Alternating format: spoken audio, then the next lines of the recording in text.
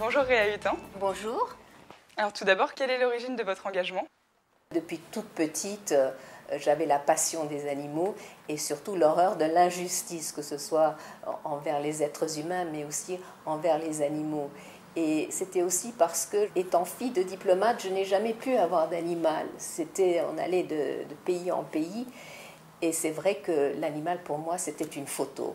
À l'origine, une photo de berger allemand. Et je vais vous dire que mes vœux ont été comblés parce que, en commençant l'émission 30 millions d'amis avec Jean-Pierre Hutin, on voyait les services rendus par les animaux, notamment les chiens de drogue, les détecteurs d'explosifs et tout ça. Et vraiment, ça nous a donné envie de prendre un berger allemand. Et d'où les mascottes de l'émission. Ça a commencé avec Mabrouk, qui était un des personnages les plus populaires de la télévision. Il venait toujours en tête des sondages devant Drucker, Sébastien, etc. Ensuite, ça a été une génération, parce que malheureusement, une vie de chien, c'est que 12, 13, 14 ans au mieux. Et dans une vie d'homme, il y a 3 vies de chien. Donc il y a eu Mabrouk, Mabrouk Junior, son fils, et ensuite Mabrouka, qui a été le porte-drapeau de la cause animale. Avez-vous des animaux actuellement, après la bien connue Mabrouka et ses précédents? À la mort de Mabrouka, ça m'a trop fait de peine, je n'ai plus voulu prendre d'animal, je ne voulais pas revivre l'horreur de la perte d'un compagnon pendant 14 ans, je l'ai eu pendant 14 ans.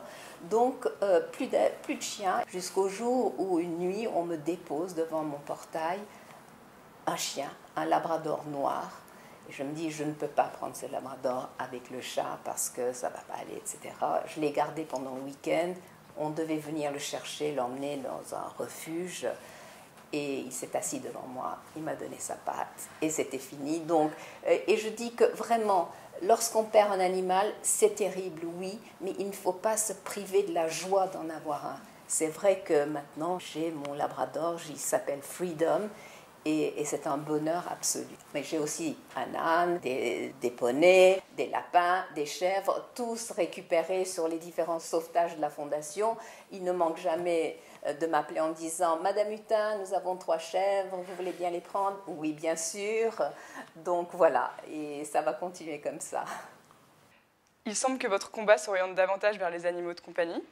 Pour autant, vous réclamez-vous également de la mouvance des associations de protection des animaux de rente ou d'élevage? Vous savez, à l'origine, 30 millions d'amis, c'était une idée de mettre en exergue cette formidable complicité qui existe entre les êtres humains et leurs animaux de compagnie.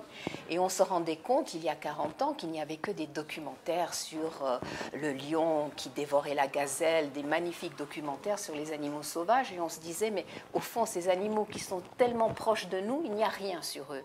Donc c'est là où, il y a 40 ans, à la naissance de 30 millions d'amis, on a voulu filmer le chat comme si c'était effectivement un tigre avec des ralentis et tout ça. Et il faut savoir qu'à l'époque, il n'y avait que 3 chaînes et donc nous avions 11 millions de téléspectateurs, d'où cette génération 30 millions d'amis qui a surgi avec cette nouvelle sensibilité. Donc effectivement, ça a commencé avec les animaux de compagnie, mais aujourd'hui avec la Fondation 30 millions d'amis, bien sûr, ça s'étend à toutes les souffrances, à toutes les maltraitances, que ce soit des animaux sauvages dans les cirques, que ce soit des animaux d'élevage, les élevages intensifs. Donc on est sur tous les fronts. Que vous évoque le sujet de l'expérimentation animale et la possibilité de méthodes alternatives? Je trouve que c'est une horreur, cette débauche de vie de la part des scientifiques, parce qu'on sait aujourd'hui qu'il y a des nouvelles technologies, c'est pas possible, il y a les cellules souches, il y a les modélisations informatisées, il y a tellement de possibilités, mais nous on continue, on demande les mêmes tests qu'il y a 40 ans sur les animaux, parce qu'on sait qu'il y a un puits sans fond que les chercheurs, dans lequel les chercheurs peuvent aller chercher des vies sur lesquelles on peut expérimenter. On sait aujourd'hui que ces tests ne sont pas fiables et qu'il faut vraiment qu'il y ait une volonté politique de changer les choses et qu'on mette en place des méthodes alternatives. D'ailleurs, la Fondation 30 millions d'amis finance ces méthodes-là comme Valitox, où on essaye de voir comment on peut détecter tous ces produits nocifs en travaillant sur la cellule humaine et non plus sur des animaux. Vous savez, une souris qui pèse 30 grammes et un homme de 80 kilos qui boit, qui fume et qui vit une vie qui n'est pas saine, on ne peut pas comparer ces deux-là. Donc effectivement, je crois que le modèle animal est dépassé. Il y a de plus en plus de chercheurs à travers le monde qui disent que ce n'est pas fiable. Et c'est vrai que si on allait vers une interdiction de l'utilisation d'animaux, je crois que les scientifiques justement feraient appel à tout leur génie pour trouver toutes ces autres méthodes qui seront d'ailleurs beaucoup plus fiables et qui permettront une médecine et une science bien meilleures. Ces dernières années, la question de la protection animale a été largement relayée par les réseaux sociaux. Qu'en pensez-vous en tant que femme de télévision ? Les réseaux sociaux, c'est la relève.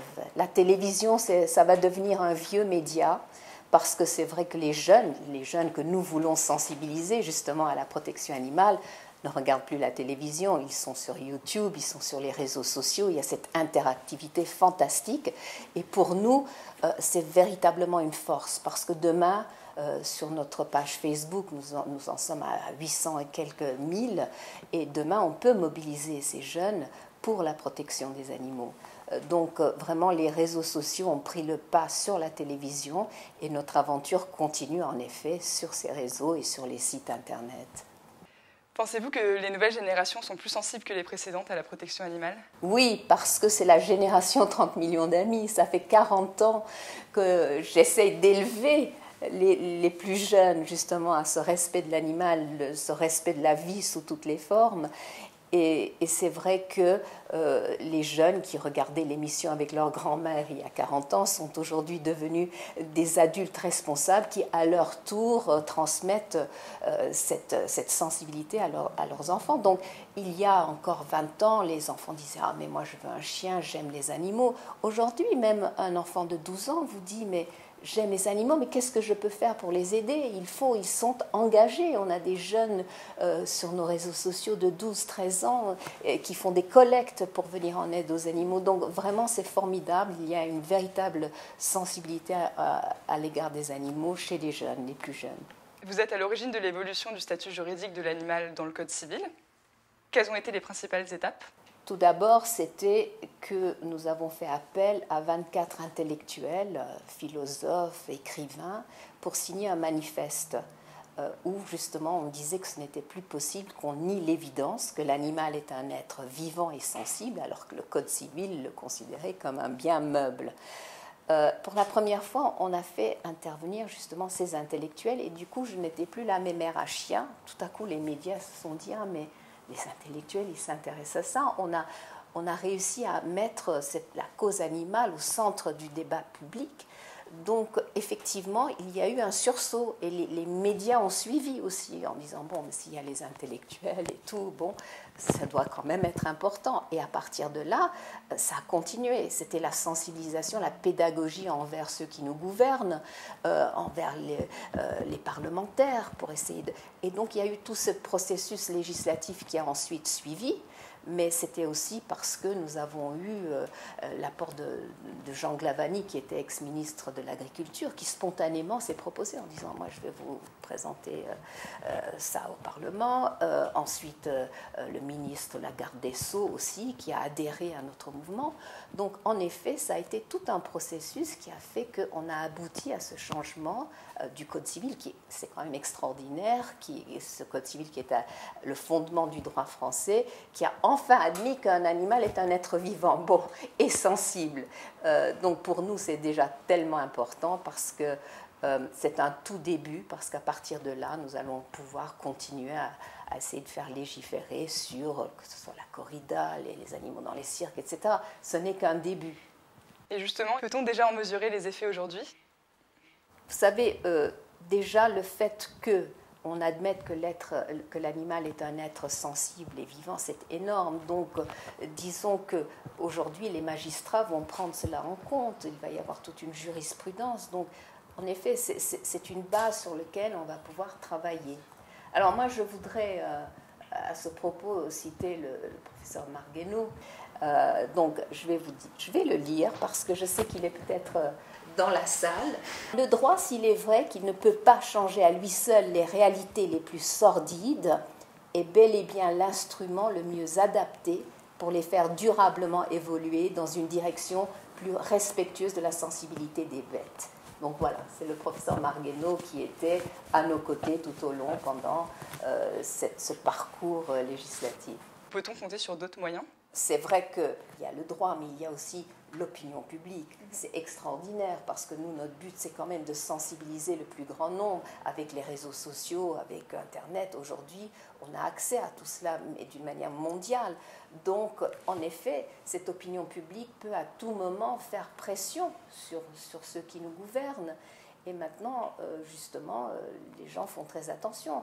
Lorsqu'on voit les lanceurs d'alerte, par exemple, pour les animaux d'élevage, les vidéos qui circulent, l'homme politique ne peut plus rester insensible, alors qu'avant, c'était balayé du revers de la main.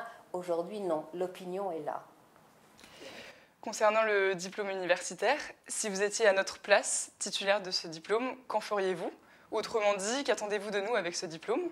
Vous êtes la relève. J'attends tout de vous parce qu'effectivement, c'est la première fois, en effet, qu'il y a ce diplôme universitaire. Ça découle aussi de tout ce travail fait sur le Code civil. C'est avec la nouvelle génération de juristes, avec nos futurs magistrats et avocats, mais aussi évidemment avec des vétérinaires, avec des personnes qui viennent de tous bords, qui s'intéressent à la cause animale.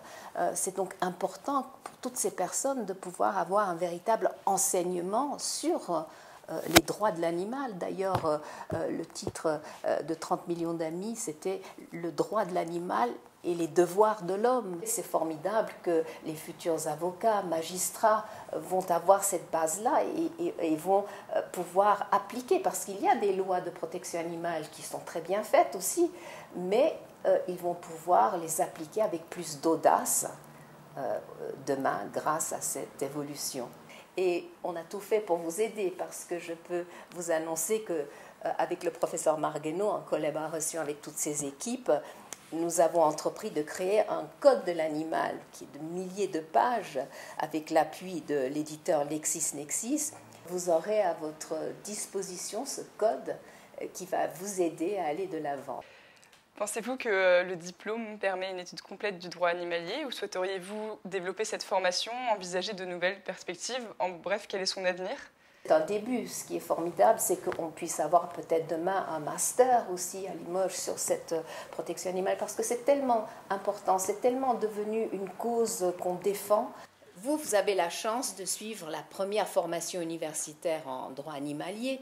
Je suis persuadée qu'aujourd'hui, son succès permettra à d'autres initiatives de voir le jour. Fin 2016, certaines associations de protection animale se sont coordonnées pour créer un manifeste animal politique en vue des élections de 2017. Quels ont été les impacts de ce mouvement ? Déjà, réunir 25 sensibilités différentes, ça a été un gros travail, mais nous l'avons réussi. Et c'était formidable de pouvoir tous ensemble poser ces questions aux futurs aux candidats à la présidentielle. Et c'est vrai que l'union fait la force et effectivement, ça a eu un gros impact médiatique et les candidats ont répondu à nos questions. Quels sont les projets en cours de la Fondation 30 millions d'amis ? Nous sommes sur tous les fronts, bien sûr. La Fondation, déjà, sur le plan des refuges, c'est-à-dire nous aidons 250 refuges à travers la France. Nous avons tout un travail sur le terrain par rapport à d'autres associations qui sont des lanceurs d'alerte, par exemple, qui passent des vidéos extraordinaires sur les méthodes d'élevage, etc. Mais nous, on est aussi sur le terrain. On a plus d'une centaine de procès. Dès qu'on voit une maltraitance animale, on est là, on porte plainte, on est partie civile. Donc là, ça fait vraiment, il ne faut pas que ce genre de maltraitance soit impuni. Et ensuite, nous avons effectivement cette aide, par exemple, stérilisation de chats dans les villes. Nous avons des partenariats avec très nombreuses municipalités pour les aider à stériliser les chats, pour pas qu'il y ait ces espèces d'extermination auxquelles on a assisté par le passé.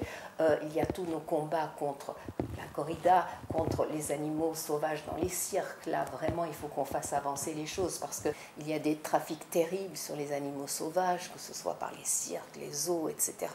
Donc là, il faut vraiment qu'on arrive à interdire ces animaux sauvages dans les cirques.